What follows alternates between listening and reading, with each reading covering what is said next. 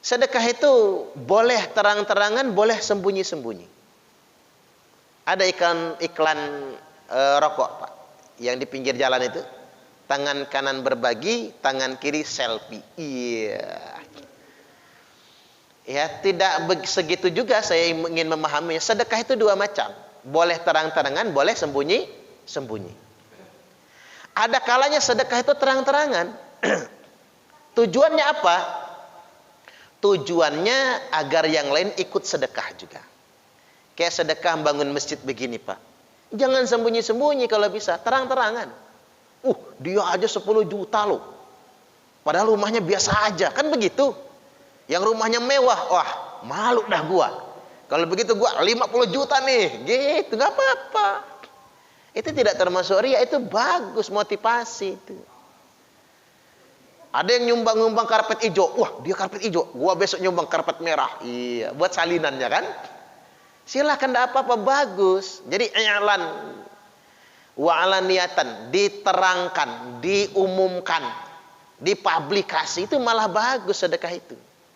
Sekarang begini Bapak Ibu, menurut saya daripada pamer harta lebih baik pamer sedekah. Setuju nggak kira-kira?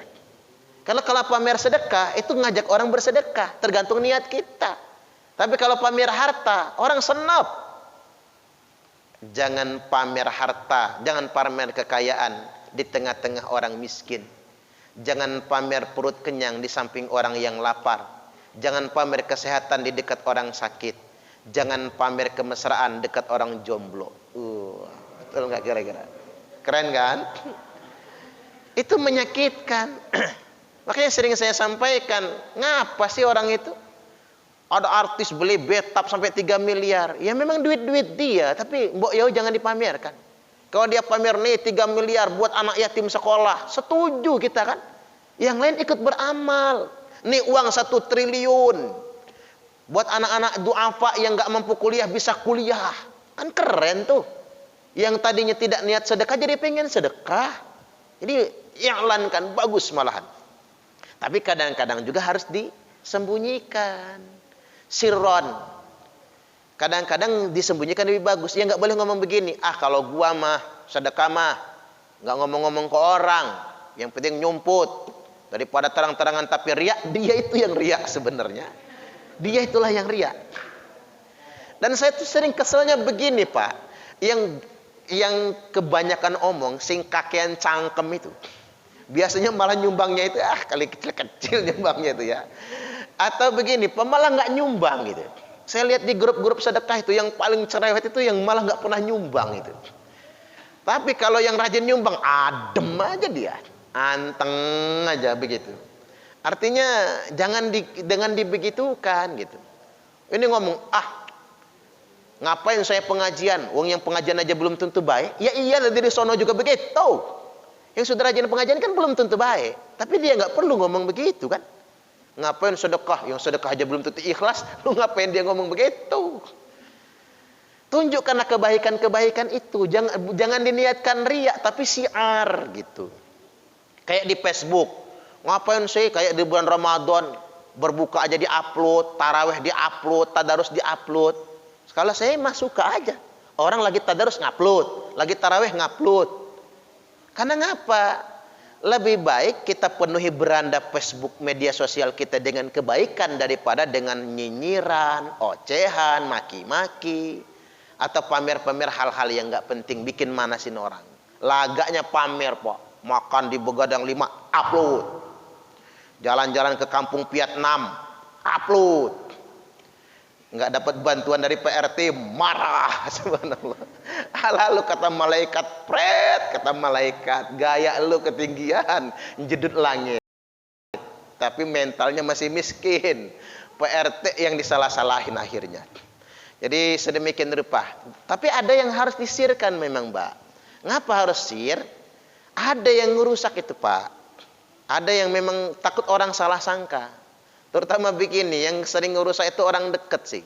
Makanya tangan kanan bersedekah, rajulun tasaddaqa bi shadaqatin fa akhfaha. Seseorang yang bersedekah dengan suatu sedekah, lalu dia sembunyikan. Sampai-sampai tangan kirinya tidak tahu hatta la ta'lama shimaluhu ma tunfiqu yaminuhu. Sampai-sampai si kiri nggak tahu apa yang disedekahkan si kanan. Saking tersembunyinya. Tapi jangan saklek. Ada yang begitu Jumatan kotak infak lewat langsung tangan kirinya nyumput ke belakang. Habis itu masukin ke kotak infak, saya tahu ya nggak apa-apa Haji. Ada hadisnya kata dia. Tangan kiri nggak boleh tahu, kalau tangan kanan infak bagus kata saya, nggak masalah. Itu bukan itu maksudnya. Kadang-kadang istri pun nggak boleh tahu kalau tangan kanan bersedekah, karena itu yang merusak. Bapak-bapak nyumbang masjid nih 20 juta, istri tahu. Sampai rumah ngomong apa bini? Dasar laki goblok kata dia. Sok kaya lo ya kata dia. Gua aja nggak pernah dikasih duit segitu. Itu tetangga kita tuh kaya, tapi nggak segitu dia infaknya. Nah lo belagak kata dia. Ribut bantahan Pak, gara-gara ketahuan istri. Kalau gitu menyumput aja lah. Di rumah dia ngomong begitu, di masjid lagi pengajian ibu-ibu. Maaf ngomong, kalau nggak laki gua nggak selesai di masjid. Kan rusak itu. Di masjid, di majelis taklim dia pamer, sama suami dia memaki-maki. Nah kadang-kadang infak begitu sudahlah, dia nggak perlu tahu. Tapi ada yang istri harus tahu itu Pak. Kalau bapak-bapak menyantuni janda, harus tahu itu. Karena begini, kalau Ustadz Mukmin menyantuni janda, bahaya kalau istri nggak tahu. Kalau bisa ikut. Karena kalau nggak ikut, janda komentar, udah sebulan, 2 bulan, 3 bulan komentar. Kak Mukmin baik banget. Oh kakak dia manggilnya Pak. Kak Mukmin takut baik banget gitu. Bulan depan lain lagi, coba kalau saya punya suami kayak Kak Mukmin. Nah, kelar urusan. Jadi kadang-kadang tergantung niat kita. Diiklankan bagus, share juga bagus, tapi kalau kayak bangun masjid, pondok, nyantuni anak yatim yang sifatnya harus banyak yang partisipasi, bagusnya diiklan, diumumkan saja. Jadi begitu.